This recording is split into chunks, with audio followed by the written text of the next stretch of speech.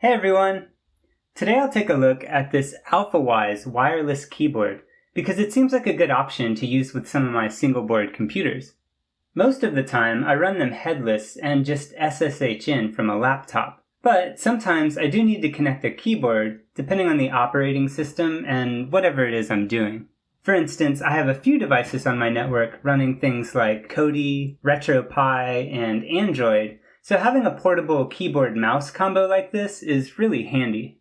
Now, one thing I like about this particular keyboard is that it comes with a lithium battery instead of using AAAs or something.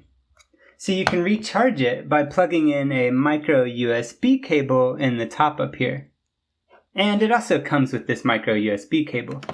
Although if you're like me, you probably have a ton of these things already. Another nice feature is the backlight, especially when you're using it for a media center.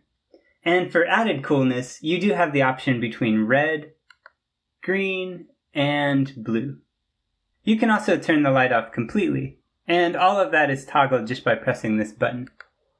The keyboard uses a standard QWERTY layout, and at the bottom it has a directional pad for your arrow keys and media keys on the left. There's even a Control-Alt-Delete combo if you hold down the function button and press enter, which is really convenient on certain operating systems.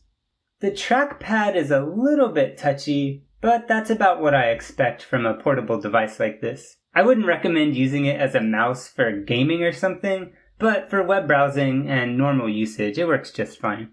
So let's take this thing apart and see what's in there. Pretty simple, not a lot going on.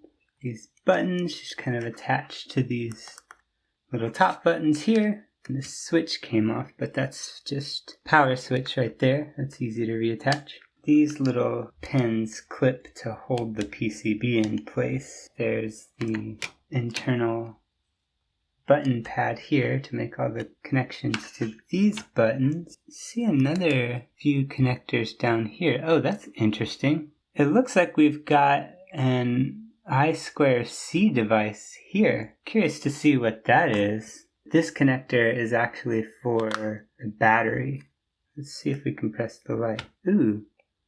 Yeah, it looks like every one of these little black units is actually a red, green, blue LED. So yeah, pretty simple little device on the inside. I think there's definitely some room for modification, and it'd be really interesting to figure out what this I2C bus connects to. I'll just have to do a little bit more digging into the onboard chip and see if I can find more schematics for this particular device. Anyway, I just thought you might want to see what's inside these things.